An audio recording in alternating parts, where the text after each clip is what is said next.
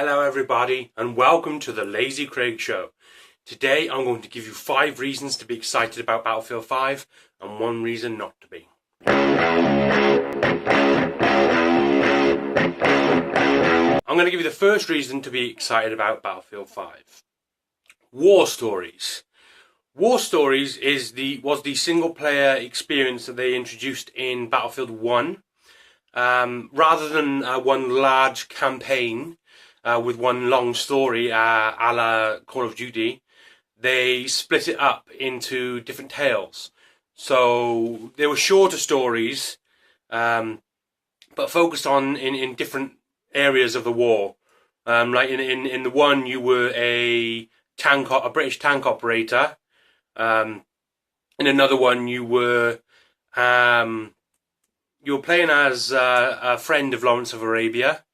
In another, you were an Italian who was wearing what can only be described as a bulletproof suit, sort of like Iron Man. It was basically like the original Iron Man suit from the first movie, bulletproof and stuff. Now these stories are more compact, so they're not as long, so you don't really spend as much time with the characters as you usually would in a long campaign.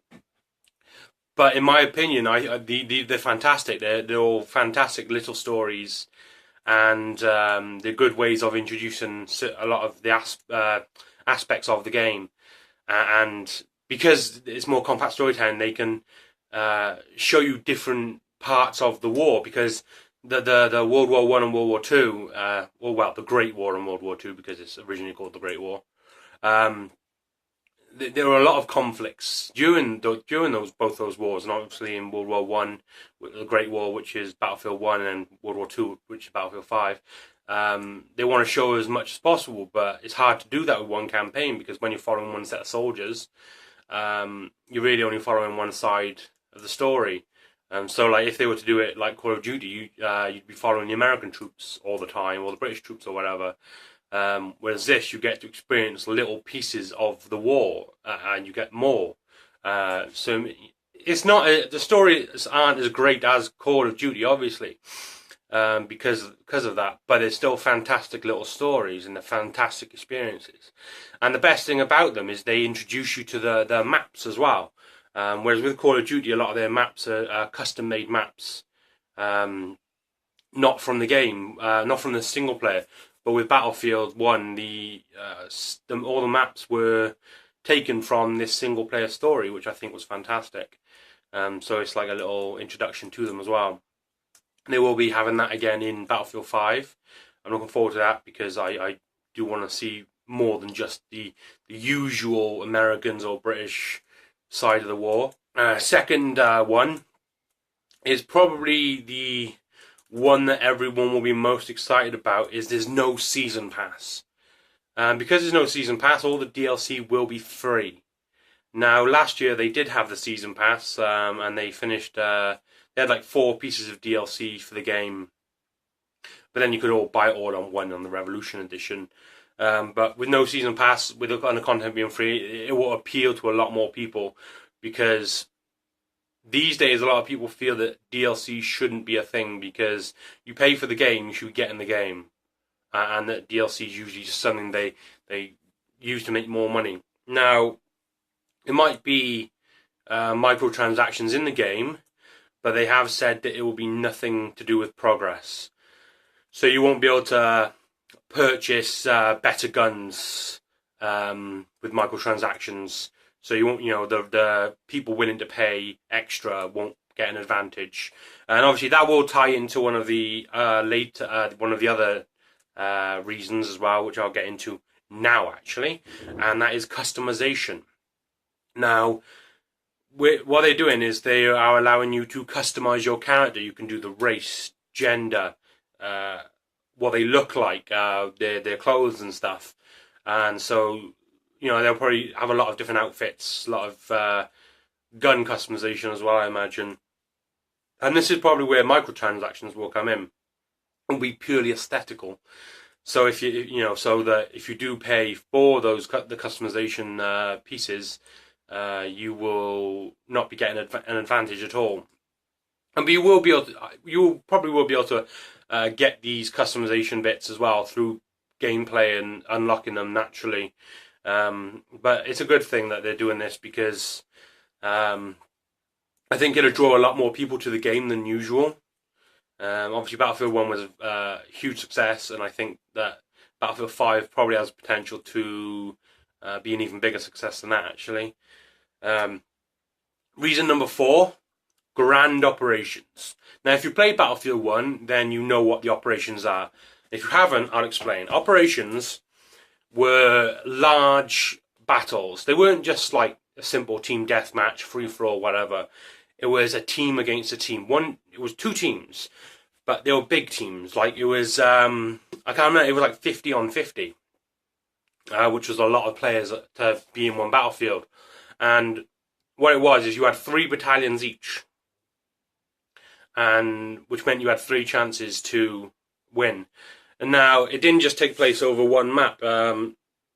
It took place over 2 or 3 maps, depending on which operation you decide to do. 2 or 3 maps, depending on the operation you actually had. Now, the battlefield maps huge, massive sprawling things, so they come with vehicles and everything.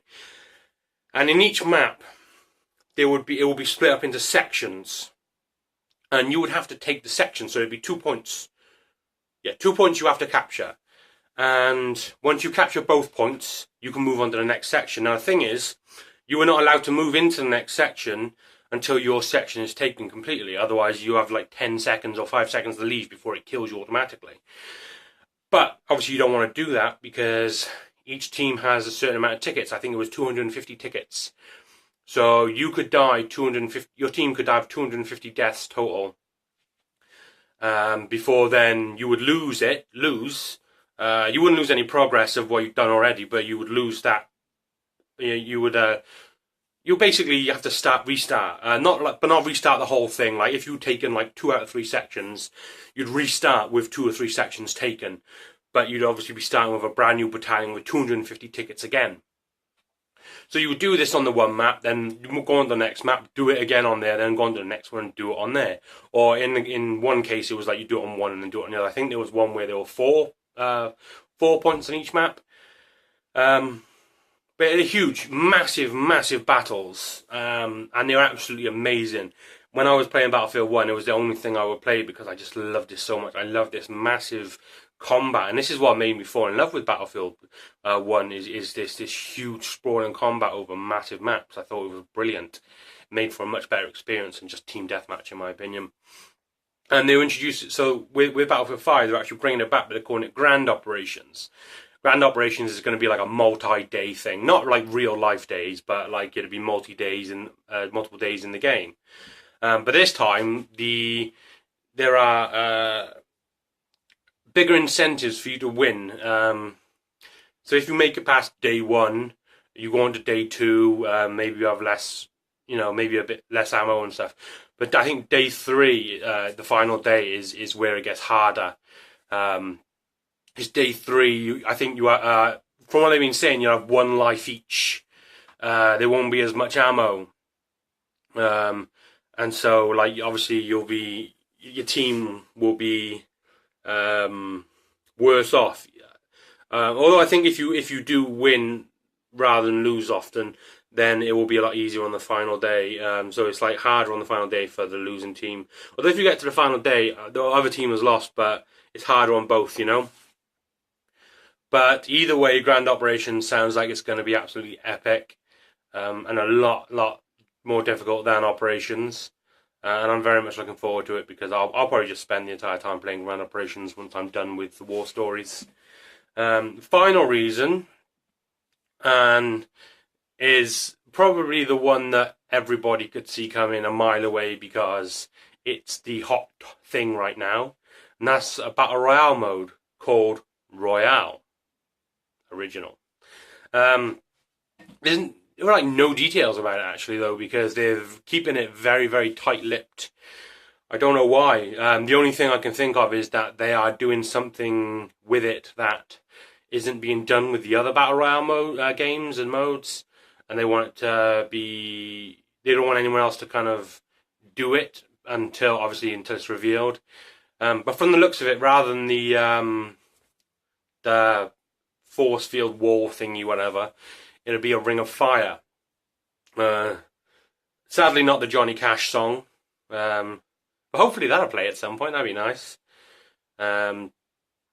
But full destruction will be available as per Battlefield norms. Vehicles will be available as well. I'm not sure on how big the maps will be for this. I'm not sure how many players. I imagine it'll be 100 players because when you look at the operations mode, they have 100 players on that. I think it's 100 anyway. I'm pretty sure it's 100. So they probably will have 100. But again, I'm not sure like whether they'll be scavenging or if you jump in with a loadout and then you've got to survive with that. Whether you have 1 life, 2 lives, whether you can revive. I imagine the option to revive will be there because obviously medics are a big thing in Battlefield. So I don't imagine they won't have the medics available as an option, which will probably make the Battle Royale mode a little bit better. Although I think in Fortnite and PUBG they actually do have the ability to revive a player once they're down.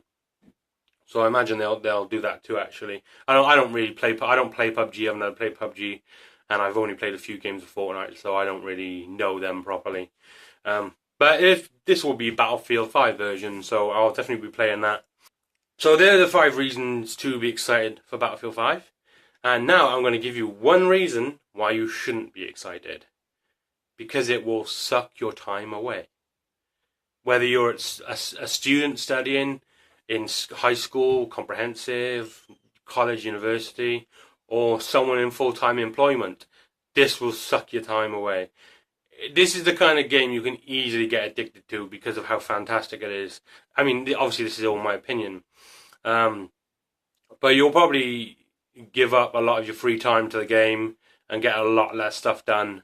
So, I mean, be prepared for the backlash from your family or your partner or your friends or whatever because all you want to do is play Battlefield 5. Because I think this is going to be an amazing game.